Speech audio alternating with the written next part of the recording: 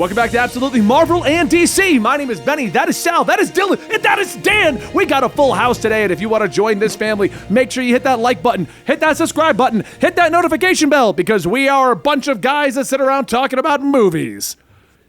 We're unique. There's nothing else like us on the internet. That's true. No other show like it. Get on the ground floor. Today, I decided to give us a full house and see how well we could work with 4 people, because the actual news is tiny, but it is really fascinating because I didn't know this is what was happening. So Discovery Plus says that it is now exploring options to put Batgirl in the theater because apparently it was going to be an HBO Max exclusive. Did anyone know this? I remember them remember that. Yeah, because that news came out, it reminded me that I did read that headline once, which was that Batgirl was going to be an HBO Max original movie. But I think that was a decision that was made during the pandemic when, like, Godzilla vs. Kong was an HBO Max original movie. And so I'm like, no, now that everyone is willing to go to certain movies in the theater again, they're like, oh, well then anything we make, like they might re-release that Mortal Kombat movie. Like everything is fair game. Put everything back in the theater. I kind of enjoyed that movie. Not a lot, but like I didn't see Snake Eyes, so I have nothing to compare it to, but like, you know. I thought that movie was great, but we're not here to talk about Mortal Kombat. Maybe that could be on our rewatch series. But anyway, I agree with that because if you remember correctly, when the pandemic started, HBO Max went all in on all of our movies are just going to come to HBO Max. Yep. And there must have been some down the pipeline that weren't planned for 2020 and 2021. There must have been. Yeah. And they were just like, well, yeah, if the plan works out, it's still going to stay in HBO Max. And then with the merger, now all those locked in HBO Max ones aren't changing yet because why would they? Like, But that's like millions of dollars that I could make, and I own the movie, so why don't I just release the damn thing? I have a distribution house.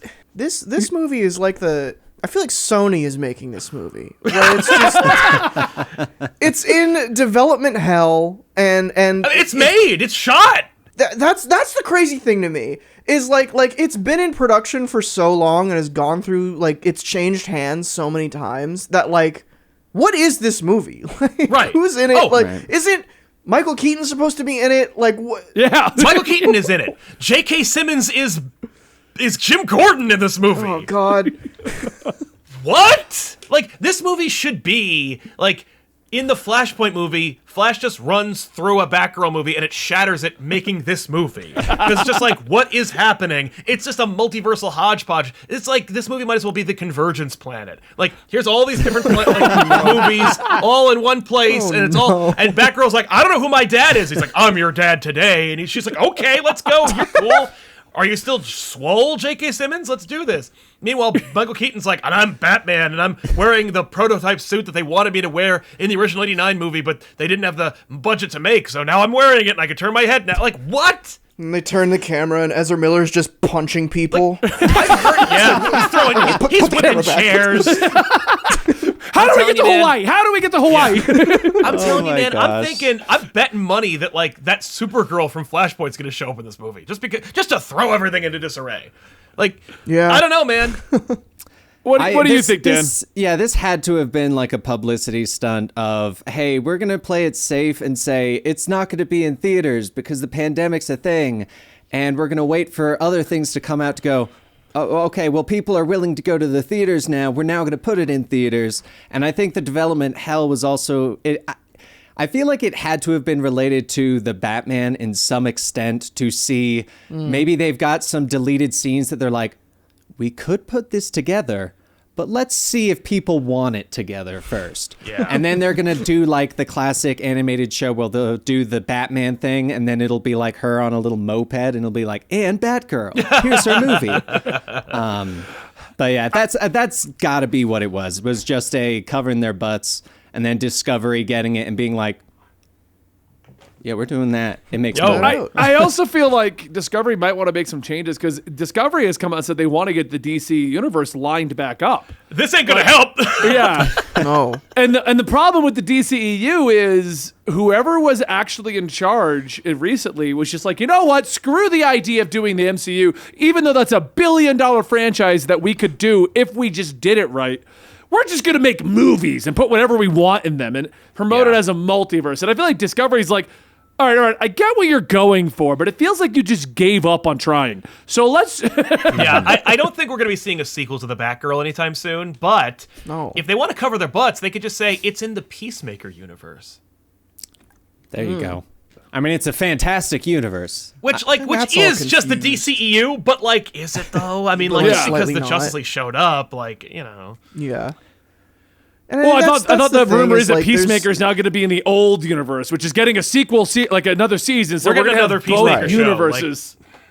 Yeah. But Dylan? that's it's also like it's multiverse. So like the problem with like this stuff is when you get so like in the weeds of it, like at a top level it's confusing, but then you go to the very bottom level and it's like, well, every universe is possible. And plot holes and canon not making sense doesn't matter because you can just say this happened slightly differently over here in like Earth 012 or whatever. Yeah. And it's like, okay, but the problem is when that's not intentional and there's no authorial intent behind this universe is different than this one and let's make a clear distinction. It's when you gotta wade through the waters yourself to figure it That's out. what this is. This is the muddy, like, bay of the ocean of, like, what is even happening in here? The big problem with this is that I'm having is like, okay, we got Robert Pattinson to be Batman, and he did a great job. But we're going to use Michael Keaton as the intern because we didn't sign up Robert Pattinson to do the role enough to make him work like a normal crossover. No. Why? Don't do Robert Pattinson then.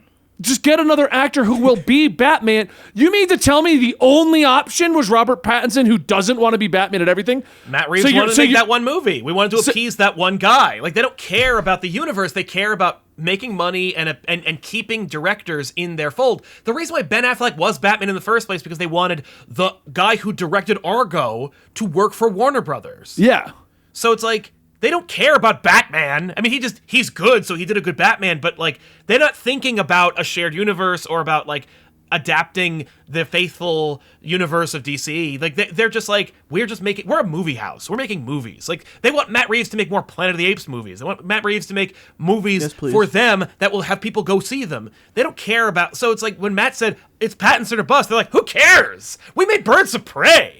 Like, But that's my problem, though, because what separates the MCU and its franchise from every other attempt to make this giant interconnected universe is the fact that it's interconnected, and they've done a great job of keeping that, for the most part, not confusing. I mean, obviously, it's got its hiccups. It doesn't take much. It doesn't, but the DC and in DC, they're not doing that, and it's so confusing because they'd rather have a good actor in the role. But what I'm saying is, you could have a good actor that played the Batman who also appears in Batgirl. And then you just let the fans picture how it goes together, but you could have both. But the Batgirl doesn't make any sense in the context of the Batman movie. It does. So, no, it doesn't, because Jim Gordon is played by J.K. Simmons, and it's set in the DCEU. But my point is, instead of J.K. Simmons and Michael Keaton, we have Jeffrey Wright, I believe his name is, and we have Robert And Pattinson. Pattinson. Or if they didn't want to do a franchise movie, they don't get the role. Right. Like, Right, but those are, like, the Batman movie doesn't work in the DCEU. Like, the script for that movie think doesn't the- work the- in that context. Like, you'd have to scrap Right, the the- whole project. Well, there's differences in like if you want to make, do you want to make a movie for, like Sal was saying, do you want to make a movie as a movie or do you want to make a movie as a puzzle piece? And I think Right. both are entirely valid arguments.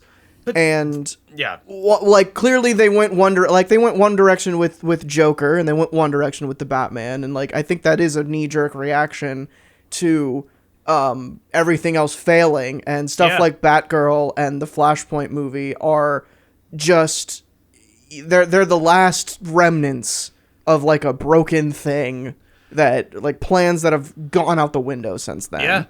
I'm telling you, man, I think that they just, at some point, like a good 5 years ago, they just stopped caring. Like, and they're just appeasing talent that they want to keep. Like, Margot Robbie's production house made that Birds of Prey movie. And Right. they want Margot Robbie to be happy with Warner Brothers. And even though Birds of Prey doesn't make any sense in the context, or even if it did make sense, but why did you keep this universe going? It doesn't matter to them. Because for them, they're like, well, because Margot Robbie, like, produced it, and we want to make her happy, and we know that it says Bat on it in some way, people will go see it. Now, they didn't, but maybe because it should have been called Harley Quinn, End of story. Oh, I stand by that statement. Harley Quinn would have done. The movie wasn't terrible. I've got my obvious complaints with it. Of course. But the fact that they changed the name 2 weeks in tells you even they knew they screwed up with that. Yeah. Yeah. No, that you Dan, could tell. what do you They think were about like, this "Oops." interconnectivity? Because you was sitting there patiently waiting your turn. I know. I like when you guys talk because it gives me time to actually formulate my thoughts. I think the biggest problem with all of this was because there was news before that they were going to have 2 Batman trilogies going on at the same time that were not going to be connected. And I think the big problem was the fact of how successful The Batman with Robert Pattinson was, that they were going to make that its own thing. But now that the hands have been changed, it's been given aside, they're like, that did too well for us to not use that to boost our other movies. And I think that they're just kind of waffling on their original idea, and they must have... The Michael Keaton thing, I think that was just a classic, hey, we're going to start this new thing. We know people like Michael Keaton. Let's put the name out there that gets people to come in for that. And then they go, hey, look, this Batgirl thing's actually pretty cool. Now we can drop Michael Keaton. She's now the thing that you go for. But right. I think the big problem was the Batman was intended to be its own thing, but now they're trying to backtrack and make it a part of everything else. And they're overcomplicating it instead of just kind of going like, hey, we can do this. Like, there are ways you can do this without making it so interconnected and stuff. Yeah. And so I think they're also trying to MCU it up a little bit because people liked that over connectivity with that. And so I think that's the big thing that's going on is the Batman was just too successful. People liked it too much. Yeah. It made $750 million. I just checked that. So coming out, we're still technically in a pandemic for those of you who have forgotten. So that's actually pretty well. Like no one's expecting $1 billion. Well, some people are. Sony. Some people are, but they shouldn't be. The reason I think the interconnectivity works is I stand by the statement that is one of the biggest selling points of the American comic industry versus manga.